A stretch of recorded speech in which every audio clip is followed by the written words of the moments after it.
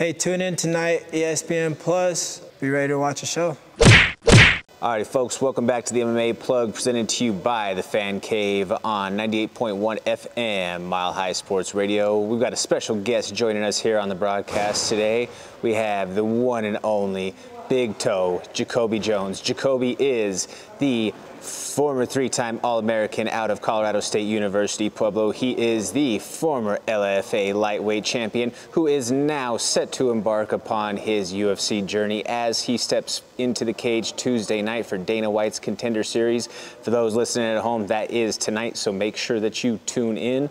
JaCobi, what are your thoughts as we're approaching the fight? It's a whirlwind, you know. It's been a great camp. We're putting everything together. Just getting ready for the night. It's gonna be a great time. Gonna put on a great show for everybody. You know, it's been roughly about 5 months around in there since your last fight when you captured the LFA title down in Arizona. You know, describe what the feeling has been or what the journey has looked like from that time when you had that 12 pounds of gold wrapped around your waist to present day. To be honest, it's been a completely different camp for me. I feel like leading up to that fight, there was a lot of pressure and a lot of built-up animosity. You know, it's a lot to go for. You know, you're going for your first ever world title, and there's a lot of outside factors that go into account for that. But I feel like with this fight, you know, there's a lot of stress that's been resolved from me.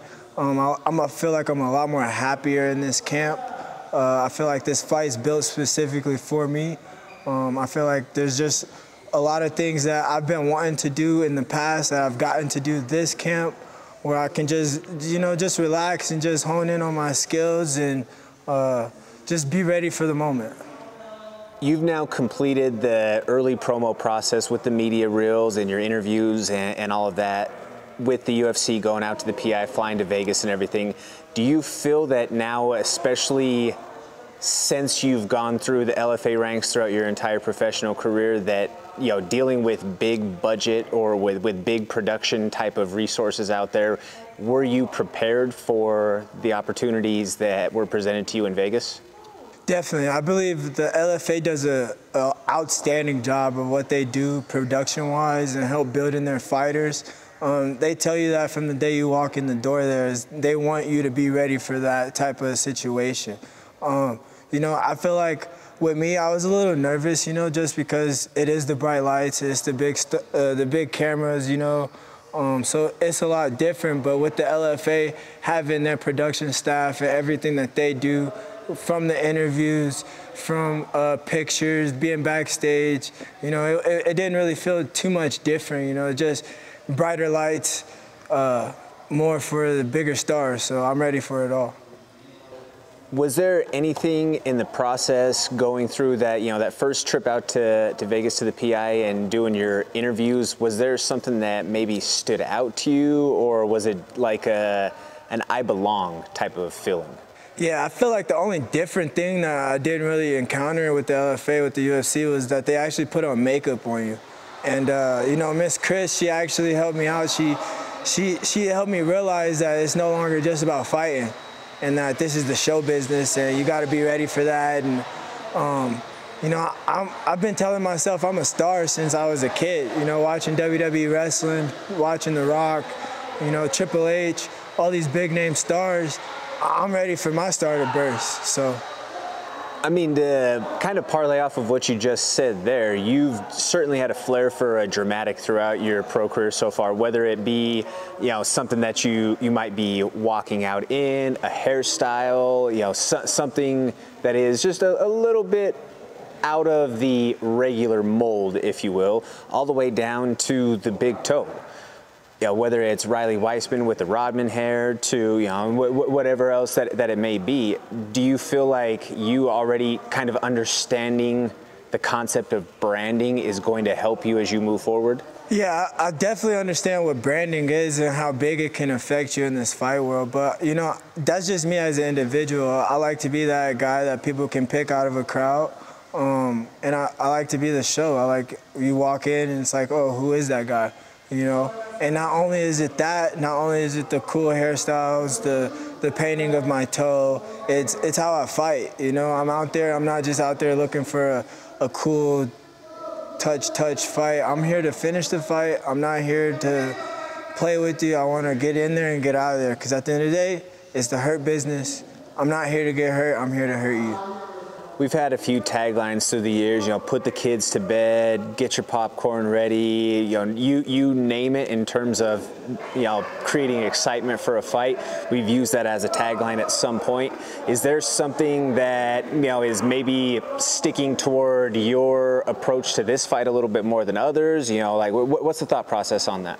Yeah, catchphrases and catchlines are always cool. Put the kids to bed is pretty cool. But I got so many kids that watch me and I coach, you know, I can't really say that anymore.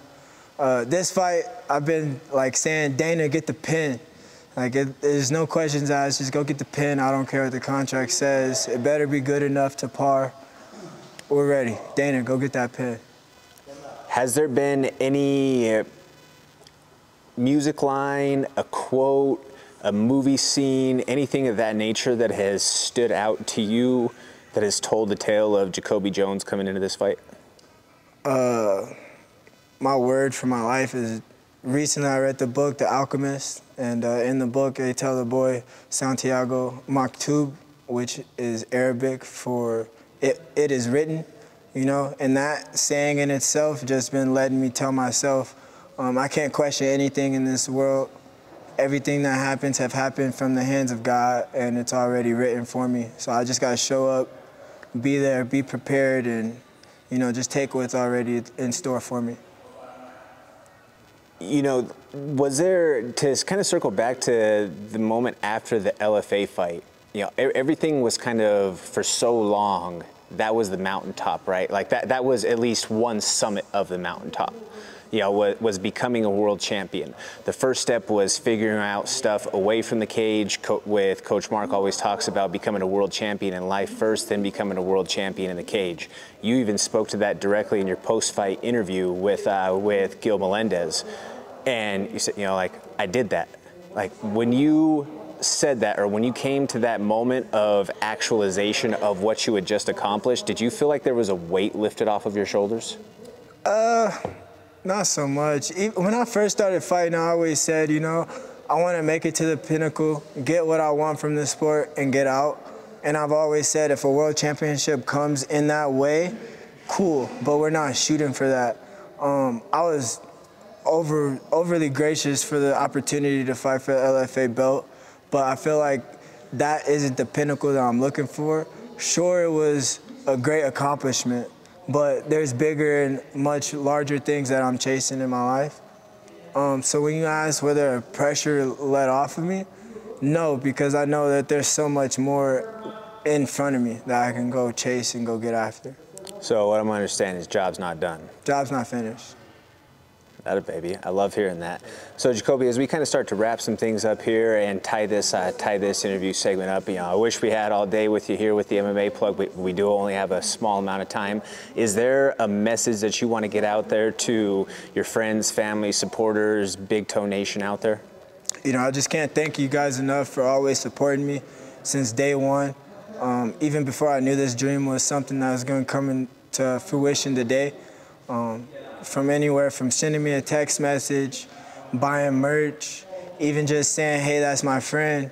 You know, it's always been love on this side, and so I can't thank you guys enough. Please tune in on tonight. Come watch me beat the fuck out of some guy, get a contract, and watch a star be born. JaCobi, where can people follow you? You can follow me on Instagram, Big Toe MMA, same as Twitter, Big Toe MMA. Facebook, JaCobi Jones, and then yeah, come find me at Factory X. Come try a wrestling class. And just one last time, what are the details tonight? Where can people tune in? Hey, tune in tonight, ESPN Plus. I think it's at 7 o'clock tonight. Be ready to watch a show. 7 o'clock Eastern time, 5 o'clock Mountain time. There we go. Yes, sir. Yes, sir. Folks, that is JaCobi Big Toe Jones right there. He is going to be getting after it for that contract this evening on Dana White's Contender Series. Stick around after the break, folks. We're going to be talking more combat sports news. This is Jordan Kurtz with the MMA Plug, presented to you by the Fan Cave on 98.1 FM, Mile High Sports Radio. Thank you so much for watching. Please hit that like, share, and subscribe button. That helps us continue to produce this original MMA content and bring it for you every single week. Tune in to the MMA Plug presented by Fan Cave on 98.1 FM, Mile High Sports Radio.